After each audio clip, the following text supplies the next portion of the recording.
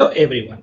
So today we are going to discuss the paper 2 MCQs. So let's start. तो पहला question है that is gene amplification can be achieved by. तो जैसा कि जानते हो कोविड के टाइम से जो भी जीन का एम्पलीफिकेशन है सबसे पॉपुलर प्रोसीजर जो है सो वो है आपका RT-PCR या कहें तो जो आपका पॉलीमेरेज चेन रिएक्शन है। तो ये जो है सो इसमें क्या करते हैं हम लोग एक कॉपी जीन का उसे मल्टीपल कॉपी हम लोग बनाते हैं। तो PCR में बेसिकली जीन का एम्पलीफिकेशन करते हैं। Next question, all of the followings are nucleic acid except. तो जैसा कि देख रहे हैं प्लाज्मिड्स हो गया, कॉस्मिड्स हो गया, वेरियंस हो गया, सारे के सारे न्यूक्लिक एसिड्स हैं। जैसे कि प्लाज्मिड्स बैक्टीरिया में प्रेजेंट है, कॉस्मिड्स जो है डीएनए और बैक्टीरियोफेज का पार्ट है, वेरियंस तो वायरस पार्टिकल्स को ही बोलते हैं। तो बच गया प्रायोन्स। तो प्रायोन्स जो है आपका वो क्या होता है, prions are basically the misfolded proteins. तो ये डीएनए नहीं है या न्यूक्लिक एसिड्स नहीं है, ये क्या है, प्रोटीन्स है basically. Next, negative nitrogen balance is observed in. Negative nitrogen balance करने का मतलब है बॉडी में नाइट्रोजन का अमाउंट कम है या कहें लॉस ज्यादा है इनटेक से। तो ये जो भी डिजीज्ड कंडीशंस होंगे उसमें आपको इस तरीके का कंडीशंस मिलेगा, जबकि जो भी आपका एनाबॉलिक स्टेट होगा उसमें पॉजिटिव नाइट्रोजन बैलेंस मिलेगा। तो जैसे कि इसमें क्रोनिक फीवर है, क्रोनिक फीवर में बॉडी कैटाबॉलिक स्टेट में रहेगा तो लॉस ज्यादा रहेगा और इनटेक कम रहेगा। ग्रोथ पीरियड में सेम चीज है, that will be intake will be more, loss will be less. Next, which enzyme protects the DNA from aging? Answer is telomerase. क्या करता है टेलोमेरेज? टेलोमेरेज बेसिकली टेलोमियर जो शॉर्टनिंग करता है उसको रोकता है, उसमें रिपीटिटिव यूनिट्स को ऐड करता है और हमें एजिंग से बचाता है। तो ये हो गया आपका telomeres. Next question, serum alkaline phosphatase is increased इन। तो जो भी बोन डिजीजेस हैं, लीवर डिजीजेस हैं, उस कंडीशन में अल्कलाइन फॉस्फेटेज बढ़ा रहेगा। जैसे कि इसमें तो सिंपल है बोन डिजीज, तो बोन डिजीज के केस में आपको अल्कलाइन फॉस्फेटेज बोन वाला बढ़ा हुआ मिलेगा। Now next question, that is proximal renal tubular acidosis. तो सबसे पहले जानना ये है कि प्रॉक्सिमल रीनल ट्यूबुलर एसिडोसिस क्या है। तो प्रॉक्सिमल रीनल ट्यूबुलर एसिडोसिस, जिसको कि हम लोग टाइप 2 RTA या रीनल ट्यूबुलर एसिडोसिस भी बोलते हैं, इसमें क्या होता है जो प्रॉक्सिमल कॉन्वोल्यूटेड ट्यूब्यूल्स है वहां पे बाइकार्बोनेट का रीएब्जॉर्प्शन सही से नहीं होता है।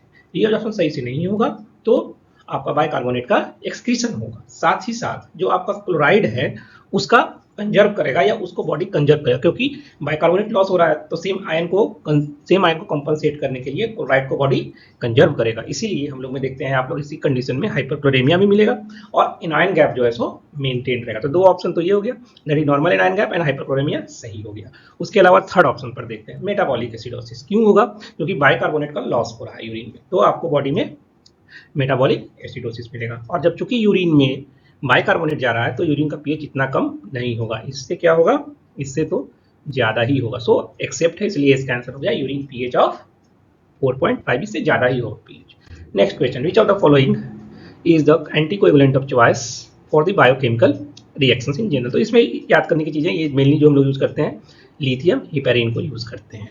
Next question, which anions are present in normal urine. ये क्वेश्चन फ्रेम सही नहीं लग रहा क्योंकि फॉस्फेट, सल्फेट, क्लोराइड सारे प्रेजेंट होते हैं, प्रोटीन्स बहुत ही माइन्यूट अमाउंट होता है। तो यहाँ पे जो पहले तो ये है कि इसका ऑप्शंस में ये नॉट होना चाहिए था, तो इसका आंसर होता प्रोटीन। ये क्वेश्चन जो है सो हमें मुझे लग रहा है राइटली फ्रेम नहीं है, right. Next question, a patient with the infective hepatitis is likely to have following findings except. तो जैसे कि हेपेटाइटिस हो गया किसी, तो हेपेटाइटिस में क्या होता है, लीवर के सेल्स में इन्फ्लेमेशन होगा। जैसे ही लीवर का सेल्स में इन्फ्लेमेशन होगा या लीवर में सेल्स डैमेज होंगे, आपका कोलेस्टेसिस होगा और बाइल डक्ट ऑब्स्ट्रक्शन होगा, जिसके कारण बाइल जो है सो सर्कुलेशन में या रिगरकिटेट करेगा, जिसके कारण यूरिन में बाइल सॉल्ट्स आएगा। तो इसका तो आंसर ये हो ही नहीं सकता कि एब्सेंस ऑफ बाइल सॉल्ट्स। अब देखो बाकी में देखो सिंपल है, लीवर सेल डैमेज होगा तो बिलिरुबिन मिलेगा ही मिलेगा ज्यादा, बिलिरुबिन ज्यादा मिलेगा तो यूरिन में भी कंजुगेटेड बिलिरुबिन ज्यादा आएगा। तो ये तो हो गया।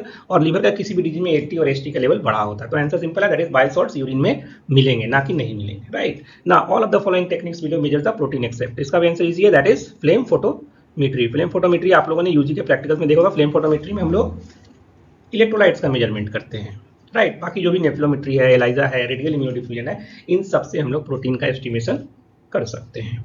Next, in a human body the highest concentration of ascorbic acid is found in. तो एस्कॉर्बिक एसिड को हम लोग बेसिकली स्टेरॉइड हार्मोन के सिंथेसिस में यूज करते हैं, और जहां स्टेरॉइड हार्मोन होगा वहीं पे इसका अमाउंट सबसे अधिक होगा। तो जो आपका एड्रिनल कॉर्टेक्स है वहीं पे जो है सो आपका इसकी एस्कॉर्बिक एसिड की वैल्यू ज्यादा होगी। Next, the metal present in vitamin B12, जैसा कि नाम से जानते हैं विटामिन B12 का नाम है कोबालामिन। तो कौन सा मेटल होगा, that is cobalt, right. Next, alpha fetoprotein. Alpha fetoprotein जो है एक प्रकार का ग्लाइकोप्रोटीन है जो लीवर के द्वारा सिक्रीट होता है। तो कोई भी लीवर का ट्यूमर होगा उस कंडीशंस में जो है सो आपको अल्फा प्रोटीन का, फीटोप्रोटीन का लेवल बढ़ा हुआ मिलेगा। तो कोई भी कैंसर होगा लीवर का, उसमें that is hepatoma. Right, hepatoma is a benign condition, not malignant conditions. Phenylketonuria में कौन सा एंजाइम डिफेक्टिव होगा? सिंपल है, जो फिनाइलएलानिन को एरोसिन में कन्वर्ट करता है, that is phenylalanine hydroxylase. Right, तो ये हो गया इसका answer, phenylalanine hydroxylase. Next question, nutritional assessment of a person can be assessed by all except. तो किसी भी पेशेंट का न्यूट्रिशनल असेसमेंट देखना होगा तो मेनली प्रोटीन देखते हैं, राइट, ना कि हीमोग्लोबिन। हीमोग्लोबिन से भले ही एनीमिया पता चलेगा, बट ये ओवरऑल बॉडी का न्यूट्रिशनल स्टेटस के बारे में नहीं बता पाएगा। तो इसका आंसर तो हो गया हीमोग्लोबिन। अब देखो, प्रोटीन से पता कर ही सकते हैं हम लोग, गेन एंड लॉस से पता कर सकते हैं, मिड आर्म सर्कमफ्रेंस बच्चों में हम लोग पता करते हैं nutritional status. Now features of galactosemia except. Galactosemia में क्या होता है? जो आपका एंजाइम है that is galactose 1 phosphate uridyl transferase या गैलेक्ट गॉल्ट बोलते हैं, GALT, गॉल्ट, इसकी डिफिशियंसी हो जाती है, जिसके कारण गैलेक्टोज 1 फॉस्फेट एक्यूमुलेट होगा और उसके कारण लीवर में हिपैटोमेगेली होगा, स्प्लीनोमेगेली होगा। गैलेक्टोज 1 फॉस्फेट ज्यादा होगा, उसके चलते गैलेक्टिटोल का फॉर्मेशन होगा जो कि हाइग्रोस्कोपिक है, कैटरेक्ट करेगा। उसके अलावा मेंटल रिटार्डेशन भी ये करता है, बट किसी भी कंडीशंस में इसमें अभी तक हीमोलिटिक एनीमिया बोले या एनीमिया इसमें मैनिफेस्ट नहीं होता है। Next, sunlight helps maximally in the synthesis of which vitamins? Everyone knows vitamin D. Skin में क्या होता है? अल्ट्रावायलेट बी रेज आती है, उसके बाद आपको 7 डिहाइड्रो कोलेस्ट्रॉल को कन्वर्ट करता है किसमें? कोलेकैल्सिफेरॉल में, ये याद रखना। उसके बाद का पाथवे कहाँ होता है? लीवर में 25 हाइड्रोक्सिलेशन। उसके बाद का पार्ट कहाँ होता है? किडनी में 1 hydroxylation. Right, next question, all of the following are the manifestations of thalassemia major accept.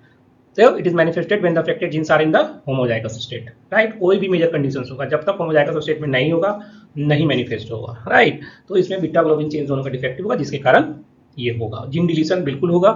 Common diseases हैं जैसे कि झारखंड हो गया, उड़ीसा हो गया, कुछ वेट्स में ये कॉमन है, बट इनकॉम्पेटेबल विथ लाइफ कहना उचित नहीं है, क्योंकि अगर प्रॉपर ट्रीटमेंट होता है तो बच्चा जो है एडल्टहुड तक चला जाता है। तो ये इसका आंसर होगा। Next question, nyctalopia. Everyone knows night blindness due to the deficiency of vitamin A. Vitamin A. Steroids hormone are produced from cholesterol. Cholesterol से और क्या प्रोड्यूस होता है? स्टेरॉइड्स हार्मोन्स हो गया। उसके अलावा सबसे इंपॉर्टेंट अभी जो बताया, vitamin D, bile acids. These are the some compounds which are synthesised from the cholesterol, right. तो ये हो गया पेपर का डिस्कशन। Thank you.